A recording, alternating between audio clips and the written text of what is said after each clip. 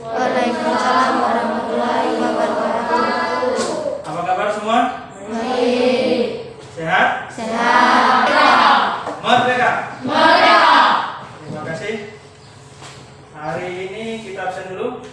Hadir semua? Siap. Alhamdulillah. Baik, kita lanjutkan. 1, 2, 3. 17 Agustus tahun 45. Itulah hari kemerdekaan kita. Kami merdeka tetap merdeka. Selama generasi kita belum ada setia membela negara kita. Berkenaan dengan Hari Kemerdekaan Republik Indonesia, kita selaku generasi muda wajib bersyukur kepada Allah Subhanahu wa taala dan wajib berterima kasih kepada para pahlawan. Berbicara tentang pahlawan, ada seorang pahlawan namanya dikenal oleh seluruh bangsa Indonesia. Ada yang tahu siapa itu? Jenderal Sudirman, yang jasanya sangat luar biasa bagi kemerdekaan Republik Indonesia. Salah satu pahlawan Indonesia tidak pernah tertangkap oleh Belanda. Apa rahasianya? Sang jenderal tidak pernah batal wudhu dan selalu sholat tepat waktu. Apa mungkin dengan tidak batal wudhu dan selalu sholat tepat waktu itu bisa membuat kita selamat dari ancaman? Kalau kita kembali kepada materi kita minggu lalu, tentang apa minggu lalu? Tentang bersuci dari najis dan hadas. Ada salah satu ayat yang sudah kita pelajari, surah Al-Baqarah ayat 222, berbunyi Innallaha yuhibbut tawwabina wa yuhibbul mutatahhirin. Sesungguhnya Allah mencintai orang-orang yang bertaubat dan orang-orang yang mensucikan diri. Misalkan, saya ambil contoh. Kamu cinta itu sayang, ya? Cinta kepada orang tua kamu. Cinta tidak? Sayang tidak?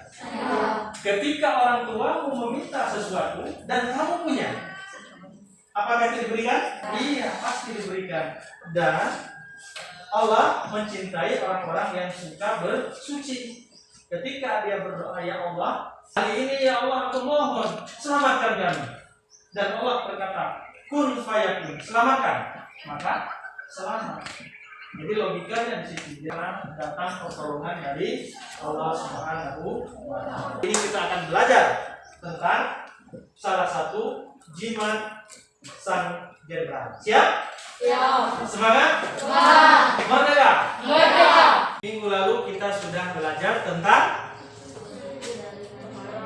bersuci dari najis dan panas. Ada berapa macam najis? Ada 3. 1, najis ringan. 2, sedang. 3, najis berat. Ini kita akan belajar bersuci dari hadas. Bisa wudhu? Bisa tayamum? Tidak bisa. Sekarang kita lihat tujuan pembelajaran kita hari ini. Ada 6 macam tujuan pembelajaran kita. Bisa dibaca? 5 dan 6. Ya, mendemonstrasikan itu nanti kita praktek. Ini adalah video yang memperagakan tentang tata cara wudhu yang benar. Kamu tonton, siapkan catatanmu, tulis apa-apa yang penting. Tidak sah sholat seseorang yang tidak berwudu, mengisap air dan basuh. Langkah ke-7 dari video tersebut ada yang perlu ditanyakan? Saya Pak, Langsung Kak. misalkan bersentuhan dengan lawan jenis tapi tidak sengaja, apakah wudhunya batal? Baik, terima kasih. Silakan dulu. Misalkan kita bersentuhan kulit kepada lawan jenis bukan mahrim, apakah itu membatalkan wudu? Siapa yang bisa bantu jawab? Saya Pak. Baik, silakan. Langsung. Batal karena bukan muhrim. Batal karena bukan muhrim. Jadi kalau dia muhrim tidak batal. Muhrim itu siapa saja? Muhrim itu adalah orang-orang yang diharapkan untuk menikahnya. Ada lagi yang lain? Saya Pak.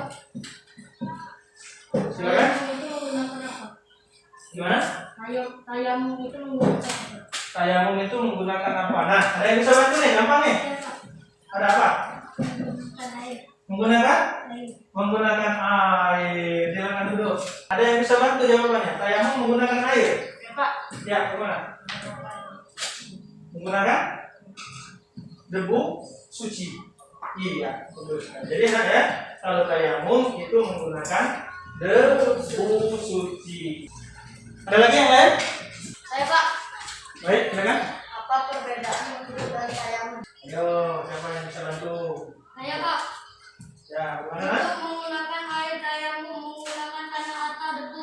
Di samping itu, kalau wudhu itu digunakan dalam keadaan normal, tayamum dalam keadaan darurat.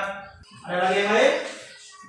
Cukup. Sekarang kita masuk ke materi. Sebagaimana yang kita ketahui, bahwasanya sholat kita tidak sah apabila kita tidak bersuci terlebih dahulu.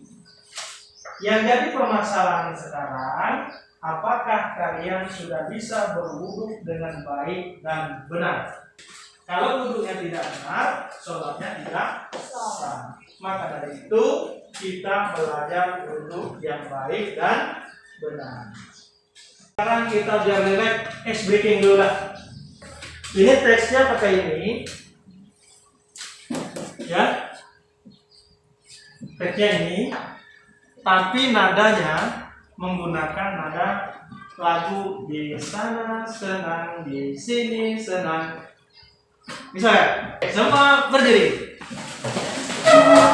Islam agamaku, Muhammad nabiku, Al-Quran kitabku, Allah sembahanku. Terima kasih, tepuk tangan. Sekarang kita kembali ke materi. Untuk kita sampai kepada pengertian yang kita inginkan, sebagaimana yang sudah dirumuskan dalam tujuan pembelajaran tadi, maka ada beberapa masalah yang perlu kita pecahkan, ya, terkait wudhu dan tayamum. Tadi dari pertanyaan teman-teman, apa itu wudhu, apa perbedaan wudhu dan tayamum, sebagian sudah ada yang bisa, tapi sebagian yang lain masih belum bisa. Nah, untuk itu kita punya permasalahan sebanyak 6 macam ini. Untuk memecahkan permasalahan ini, kalian bagi menjadi 4 kelompok. Harus campur. Apalagi sekampung. Kembang manis kumpul. Batu pancing, batu apa? Terusan kumpul, tidak boleh. Harus campur-campur ya. Untuk kelompok ketimbangan. Untuk menyelesaikan permasalahan ini, selain kalian baca buku paket, kalian juga boleh buka Android 2, bahas masalah wudhu, 2 kelompok bahas masalah tayamum. Kelompok wudhu sedang presentasi, kelompok tayamum yang kasih pertanyaan.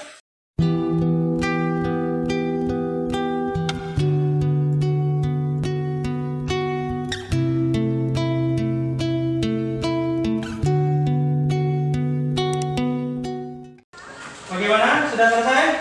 Pada sesi ini masing-masing kelompok presentasikan hasil kerjanya masing-masing.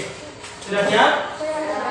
Ini kelompok RE Martadinata akan membacakan hasil diskusinya. Berikut akan memperagakan tata cara wudhu yang baik dan benar. Nah, kalian ada pertanyaan, siapkan pertanyaannya. Kalau ada yang salah nanti catat salahnya di mana. Assalamualaikum warahmatullahi wabarakatuh. Kami dari kelompok RE Martadinata akan menyampaikan diskusi kami. 1. Assalamualaikum. Oh, lupa membaca doa sesudah wudhu. Grogi dia. Bisa doa sesudah wudhu? Tempat. Kita beri aplaus untuk kelompok RE Martadinata. Tepuk tangan. Silakan kembali. Berikutnya kelompok peminta dari kelompok tayamum. Assalamualaikum warahmatullahi wabarakatuh. Waalaikumsalam warahmatullahi wabarakatuh. Kami dari kelompok Al-Jin hari ini menyampaikan hasil diskusi kami.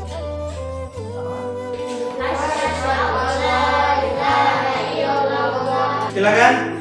Kalau ada pertanyaan untuk kelompok RA Kartini atau koreksi ada yang salah di mana?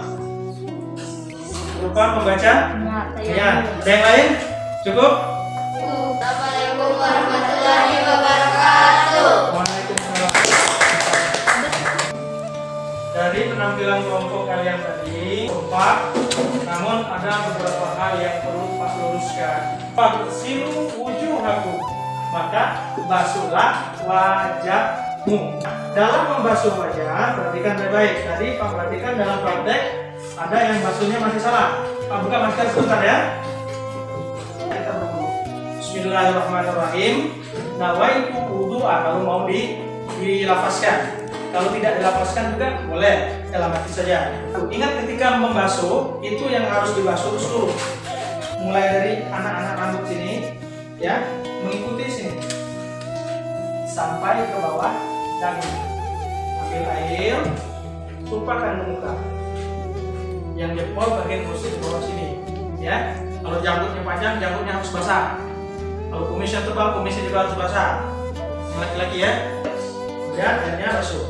Satu sampai sebelumnya kan ini. Ini hitungannya satu. Ketika kita membasuh, itu semuanya harus basah. Untuk yang perempuan perhatikan, kalau yang kebiasaan menggunakan apanya yang di ujung-ujung kulit warna kuku itu ada yang boleh, ada yang tidak. Kalau kalian menggunakan inai, pacar dari daun, kalau kita dusun pengantin itu kan, nah ditumbuk, mengantarkan nanti hasilnya merah, itu boleh. Tapi kalau yang berbentuk cat, di cat sini ada lapisannya, tidak boleh. Hati-hati. Wamsahu biruusikum, usaplah kepalamu. Kepala. Ada yang bilang kepala, ada yang bilang rambut. Kalau Pak bilang rambut, ada yang nanya nanti, Pak kalau botak siapa dong? Kemudian wa arjulakum ilal ka'bain. Wa arjulakum itu artinya kedua kakimu ilal ka'bain, sampai mata kaki. Nih, kaki kanan ke sini. Jangan sampai salah. Yang disebut dengan ka'bain ke mata. Kita lebihkan dikit, minimal berapa senti lah ya. Nah, selesai kaki kanan 3 kali, kemudian lanjut ke kaki kiri. Setelah sampai situ, selesai berdoa. Asyhadu an la ilaha illallah. Dari sini ada pertanyaan nggak? Ada yang terlewatkan tidak? Basuh telinga. Basuh telinga itu bagian dari sunat wudhu. Jelas? Jelas. Oke, yang terakhir tentang tayamum. Dalam tayamum tadi sudah dipraktekkan, tayamum itu digunakan ketika dalam keadaan darurat. Tadi sudah dijelaskan oleh kelompok di sini. Tadi ada yang praktekkan kumur-kumur tayamum. Siapa tadi kelompok mana tuh? Tayamum kumur. Tayamum menggunakan debu. Masa kumur-kumur pakai debu? Tangan. Tangan kiri dan tangan. Pertama niat. Baikut tayamum li istibahati sholati fardu lillahi ta'ala. Pukul-pukul sini dikit. Baik jangan kebanyakan. Kemudian tiupkan. Baru usapkan. Ya. Kemudian ngambil lagi. Usapkan tangan. Selesai. Langsung doa. Doanya sama dengan doa sesudah. Oke. Sekarang kita sampailah kepada kesimpulan. Jadi setelah kita mempelajari tentang wudu dan tayamum ini, kita dapat menyimpulkan bahwa 1. Wudu merupakan hal yang paling penting yang menentukan sah dan tidaknya sholat kita. Kemudian yang keempat, terhindar dari berbagai kuman dan penyakit seperti virus corona. Dan yang terakhir, nomor 5, wajah akan terlihat bercahaya. Wajah orang yang sering kena air wudhu Dan orang yang tidak pernah kena air wudhu akan kelihatan beda. Nah, kegiatan kita hari ini menyenangkan? Siap untuk lanjut? Siap. Minggu depan, insya Allah teman hadir di bab 3 ini bahasanya tentang mandi wajib. Siap? Ya. Sebagai penutup, kita kuis secara bahasa. Toharoh artinya, siapa yang punya jawaban? Tunjuk. Bersih dan suci. Bersih dan Suci. yang benar adalah A. Bersih dan Bersih dan Enggak. indah. Tepuk tangan untuk nomor 1. Ketiga, perhatikan data berikut. Tidak ada air sakit dalam perjalanan. Oke. Yang merupakan syarat boleh tayamum ditunjukkan pada angka berapa? Ya. Nomor? 1, 2, 3. Kita lihat, cek jawaban. 1, 2, dan 3. Oke. B. B. Yang benar? B. C. B. B. Alhamdulillah. Untuk kegiatan kita hari ini kita cukupkan dengan sama-sama mengucapkan lafaz hamdalah. Alhamdulillah. Duduk siap. Gerak. Doa mulai.